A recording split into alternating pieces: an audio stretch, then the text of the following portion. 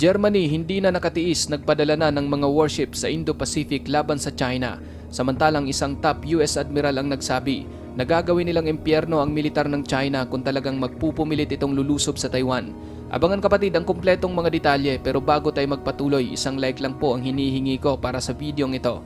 Malaking bagay na po yan bilang suporta sa ating bawat ina-upload. Back to the video.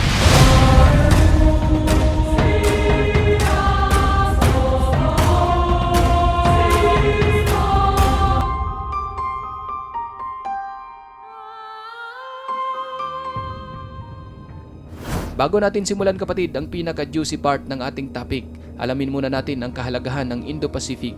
Ang lugar na ito mga kapatid ay ang tinatawag na Indo-Pacific Region. Sa karagatang ito, dito dumadaan ang tatlong pinakamalaking ekonomiya sa mundo, ang United States, China at Japan, kung saan ang mga bansang ito ay sama-samang nag-aambag ng 60% sa Global Gross Domestic Product o GDP. Sa katubigan ng Indo-Pacific, dito rin dumadaloy ang malaking bahagi ng pandaigdigang kalakalang pandagat na mayroong kabuuang 60%. Bukod pa rito, sa Indo-Pacific region din dumadaan ang pinakamabilis na lumalagong umuusbong na ekonomiya tulad ng Cambodia, India at Pilipinas. Samantalang ang mga pangunahing ekonomiya ng China, India at Japan ay talagang umaasa rin sa mga ruta ng dagat sa Indo-Pacific para sa kanilang kalakalan at supply ng enerhiya. Ayon sa datos mga kapatid, nasa 80% ang dami at nasa 70% naman ang halaga ng pandaigdigang kalakalan ang idinadaan sa mga rutang pandagat, at 60% ng kalakalang pandagat na ito ay tumatawid sa Indo-Pacific. Napakahalaga para sa pandaigdigang kalakalan ng stability at kapayapaan sa rehiyon na ito dahil sa pagkakaroon nito ng mga critical na maritime choke points tulad ng Bab al-Mandeb at Malacca Strait.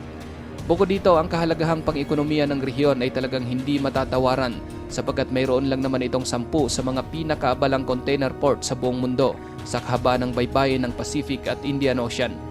Ngayon mga kapatid, napakalinaw kung gaano kahalaga sa ekonomiya ng mundo ang Indo-Pacific region. Ngunit ang pinakamahalagang tanong kung gaano ba ka-stable ngayon ang sitwasyon sa rehiyon at umiiral ba sa lugar ang katatagan at kapayapaan. Ayon sa US Department of State, ang buong rehiyon ng Indo-Pacific ay nabubulabog ngayon dahil sa mga di kaaya-ayang ginagawa ng Chinese Communist Party o CCP. Sa pamagitan ng kanilang puwersang militar, binubuli at pinipressure nito ang kanilang mga kapitbahay. Sinusulong ang labag sa batas na pangaangkin ng teritoryo, binabantaan ang mga maritime shipping lane at pinapahina ang katatagan ng isang lugar na labas na mismo ng kanilang nasasakupang teritoryo. Dahil dito, ang pag-uugali na ito ng China ay nagpapataas lamang ng tensyon at talagang mapanganib ito dahil posibleng magkaroon ng maling kalkulasyon at hindi aasahang salungatan o conflict. Sa pakikipagkalakalan, hindi lang po ang mga bansang Amerika, Japan at China ang dumadaan sa Indo-Pacific region.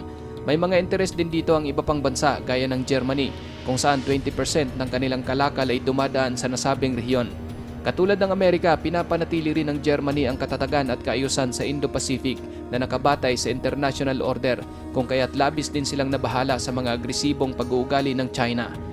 Sa ulat ng Reuters, sinabi rito na nagpadala ang Germany ng 2 barkong pandigma sa Indo-Pacific region sa kabila iyan ng mainit na tensyon sa pagitan ng China at Taiwan at sa pinag-aagawang South China Sea. Ayon sa Defense Minister ng Germany na si Boris Pistorius, 2 warship ang kanilang pinadala sa rehiyon upang palakasin ang presensya ng kanilang militar doon.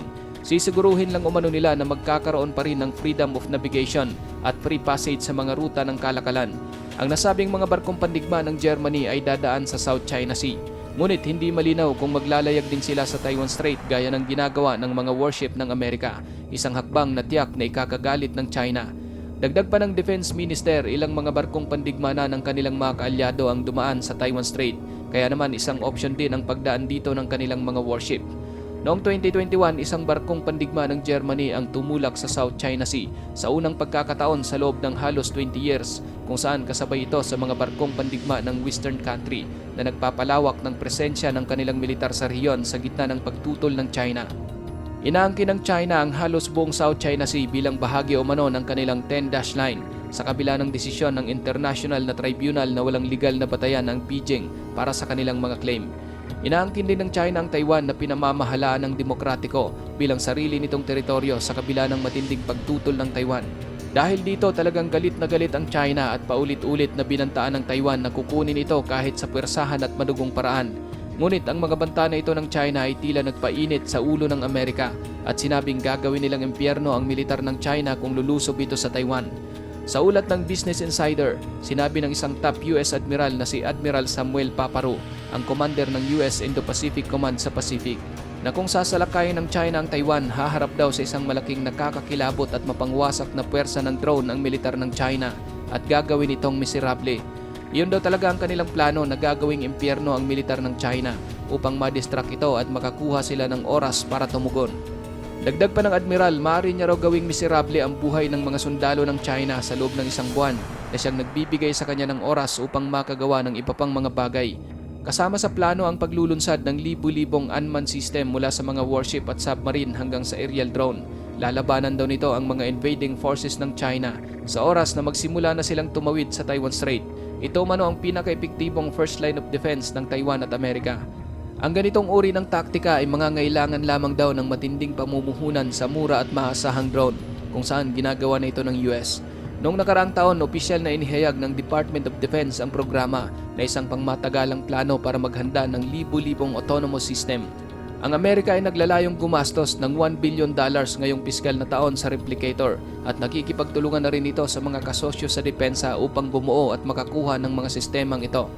Ang replicator o mga kapatid ay naglalayong kontrahin ang pinakamalaking kalamangan ng China, gaya ng pagkakaroon nila ng mas maraming barko, mas maraming missile at mas maraming sundalo, kung saan ang mga unmanned capabilities ng US ay magiging isang asymmetric advantage. Ang mga pahayag kapatid ng Top Admiral ukol sa kanilang gagawing hellscape strategy ay kasunod ng isang napakalaking Chinese military drill sa paligid ng Taiwan, kung saan epektibo nitong napalibutan ng isla at nagpakita ng mga kakayahan ng magkasanib na puwersa. Bagamat nasaksihan ng US at Taiwan ang pagsasanay ng China kung gaano kabilis at kadali na gumamit ang mga ito ng blockade, isa rin itong pagkakataon upang mapag-aralan ng Amerika ang taktika na ito ng China. Makakatulong ito sa kanila upang makapaghanda laban sa ganitong senaryo sa hinaharap. Ikaw kapatid, ano ang masasabi mo sa videong ito?